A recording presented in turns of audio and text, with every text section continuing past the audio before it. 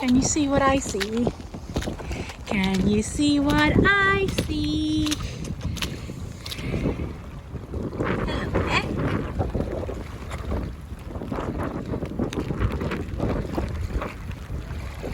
Definitely this is a legal one. Hey, welcome back to the channel. I am Hugh and Amor is at work. And as you've just seen, success. As you're seeing now, you're probably guessing not the success we planned. And you'd be correct. Sometimes the weather forecast is right. And I mean, I didn't even dare open the camera bag, it was that bad. And so we just have some pretty rough brown and grey iPhone footage.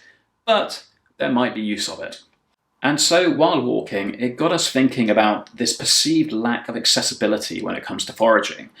And by that I mean your more exotic and exciting animals, say your scallops, which are often advertised as diver caught. That kind of sounds like you need a boat and scuba gear and a lot of training.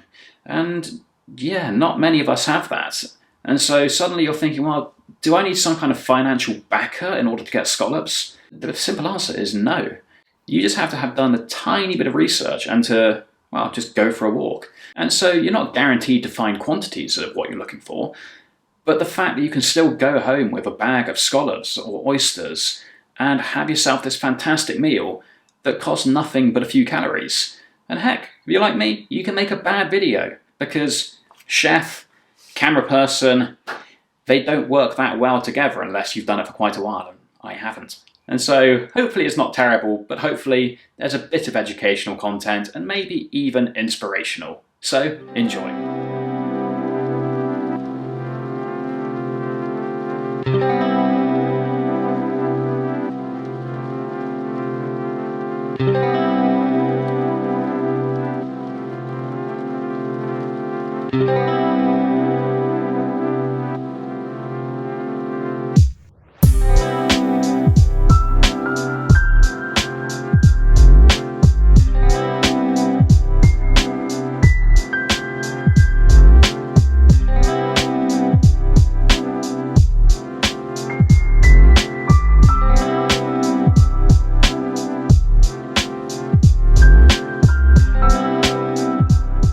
Well camouflaged, but once you've seen one, job done.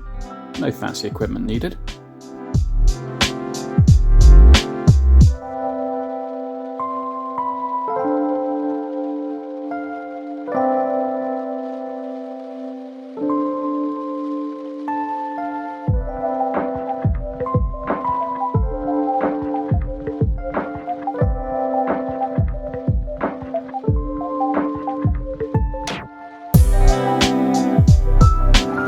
Can you see what I see? It's an oyster living in a broken glass. I'll leave that one. Wow, that is giant though. And there you have it. Pretty poor footage, we'll admit, but it just goes to show that even a walk along the water's edge, nothing but a pair of Wellington boots. You see a break in the outline of the sand? Pick it up, turn it over. Is there a flash of rainbow? There's your scallop.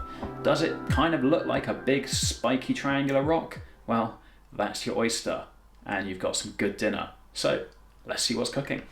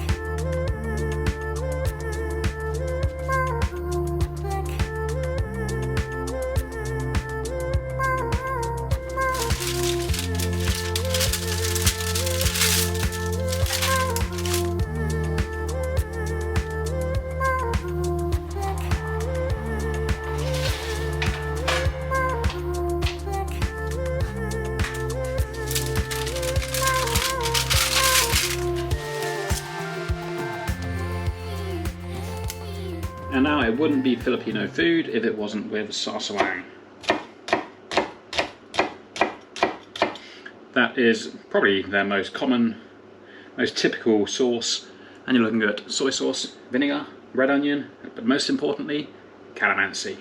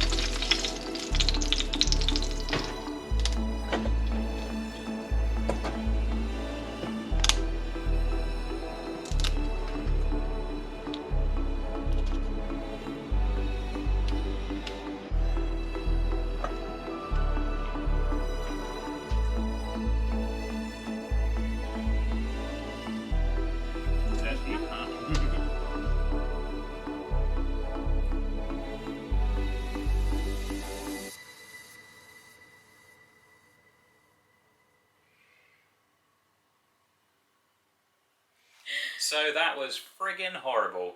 April showers is a thing, but that was not showers. My barber was wet through. And barbers, that is English traditional wet weather gear.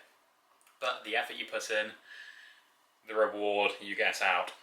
And so we've got baked scallops with sasawang. Scallops? Scallops, yeah, it's a Oysters. We're tired. Baked oyster with sasawang. We've got baked oysters with parmesan, breadcrumbs and parsley. Good old rice. You're gonna show it like that. Yeah, rice. Not the rice. Look how interesting they know already it is. The rice. Remember when we tried this as soup? Not with soup, as you know. Exactly. This is why I thought let's leave the table alone. This though, I thought let's be chefy, and so we've got a cauliflower, scallop roe, and a natto puree with pan-seared scallops and crispy prosciutto with a bit of rocket and watercress. Let's try the scallops while they're fresh and hot. Okay.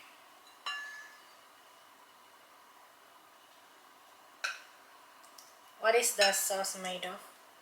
The sauce is scallop roe, cauliflower, annatto, and a bit of milk.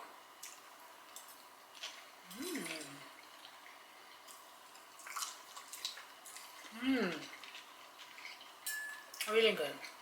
And one of the reasons for using annatto is I was trying to come up with ideas and I thought saffron to give the puree the colour of the coral from the scallop.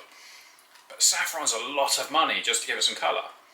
Annatto does the exact same thing and it costs pennies. Sorry, we're sitting on our normal dining table. We have the dining table behind us. You may have seen that one. But we're a bit Japanese at heart and we like sitting on the floor and eating. This is how we've always done it. Now. I'm sorry, but that was better than the scallop. This one? Yeah, I really, really like it. And so yeah, that was just some sliced cauliflower, milk, clove of garlic, bit of butter, and 3 scallop roe. What next? Oi! Truthfully, one of the reasons we bake these is because when they get this big, they are flipping impossible to shuck. Like, you need a hammer. And so baked in the oven, you're not going to be able to slurp that. You're going to have to use knife and fork. Oh my goodness. We don't have knife though. No, so all in one. So baked in the oven and then some breadcrumbs, parmesan and some dry parsley. Chin chin. Chin chin. Oh, I'm scared, it's so big. I've never seen oysters this big. I know. Oh. Mmm. I can't fit it in my mouth. Try.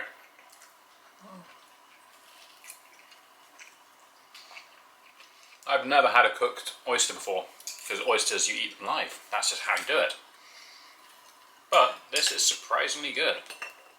Last up, baked oyster with sasawang, which is pretty much, if you go to the Philippines, it's their equivalent of ketchup in a way. In the UK, you put ketchup with everything.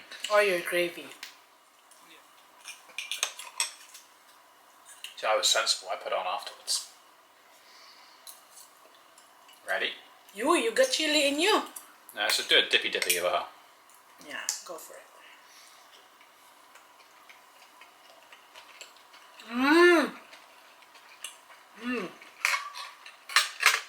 You made the perfect sauce. You put calamansi in it? No. Yeah. You could make it without calamansi, but the calamansi really changes it. So, get down to IKEA. Anyway, we got a whole bowl of rice left. Those oysters were a lot bigger than I was anticipating. I mean, we joked maybe they are just fossils and they're dead, but... You were worried, guys. Those are big boys. So, thank you for watching. That wasn't quite the video we had hoped to make, but we still had fun anyway, and that's the main thing for this channel is we get outside, we have fun, we eat well. If you want to see some more, like, comment, subscribe. Let's get going. Good night.